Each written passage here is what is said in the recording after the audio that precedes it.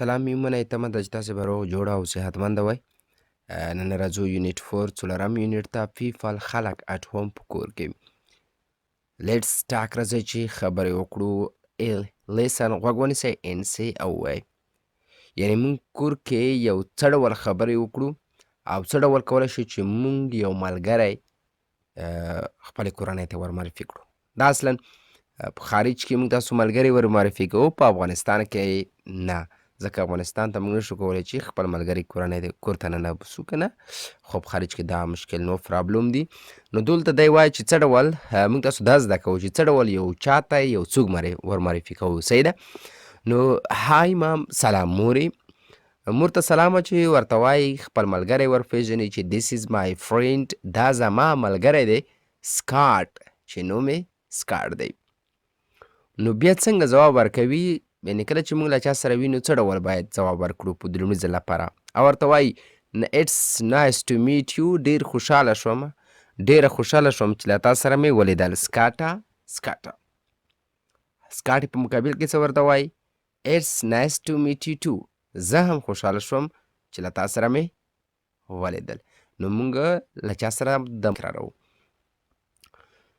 او بي ته راشئ، لیسن غوږ ونیسئ، ان سینګ او سندره ووایئ. د فیملی سانګ، د کورنۍ سندره. نو دا هم سندره دی او په دې کې کورنۍ در پېژني. وایي چې this is my mother، دا زما مور دی. nice to meet you، زه خوشحال شوم چې تا سره مې ولیدل. nice to meet you too، زه هم خوشحال شوم چې له تا سره مې ولیدل. بیا ورته وایي this is my father، دا زما پلار دی. اوس نو پلار او دوی سره مخامخ کېږي، ورته وایي nice to meet you، خوښ شوم چې له تا سره مې ولیدل. هغه ورته وایي nice to meet you too، زه هم خوښ شوم چې له تا سره مې ولیدل. بیا ورته خور ورپېژني this is my sister، دا زما خور دی. هغه ورته وایي nice to meet you، زه ډېر خوشحاله شم چې له تا سره مې ولیدل. nice to meet you too، زه هم خوشحاله شم چې له تا سره مې ولیدل. اوس د ورورو واری دی. this is my brother، دا زما ورور دی. nice to meet you، ډېر خوشحاله شوم چې له تا سره مې ولیدل. nice to meet you too، یعنې لومړی ځان ورپېژني چې دا ورور دی، بیا دوی دوه په خپلو منځونو کې خبرې کوي. say ووایئ، enact او ترسره یې کړئ. introduce your family، خپلې کورنۍ وروپېژنئ. مثال تاسو به ورته ووایئ this is my brother، دا څوک دی؟ دا زما ورور دی. چاته ورته وایي چې دا زما ورور دی؟ څنګه به ورته وایي؟ this is my brother. په مقابل کې به هغه څه درته وایي؟ هغې ورور ته به دې څه وایي؟ دا به ورته وایي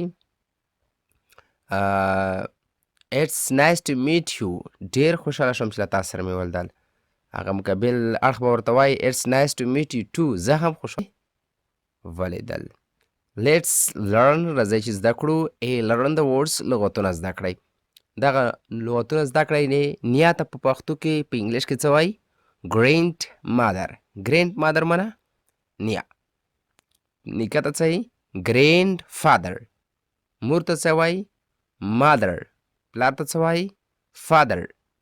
خور ته څه وایي پنځمه شمېره کې؟ سیسټر. ورور ته څه وایي؟ برادر. او کوچنی خور ته څه وایي؟ بیبي سیسټر. کوچنی خور دی، دا وایي دا مې زما کوچنی خور دی. it's my baby sister، یا she is my baby sister. it's ما ورته استعمال وایي she is my baby sister. کوچنی ورور ته څه وایي؟ بیبي برادر. بیبي برادر، کوچنی ورور. تر همدغه ځای پورې بس دی.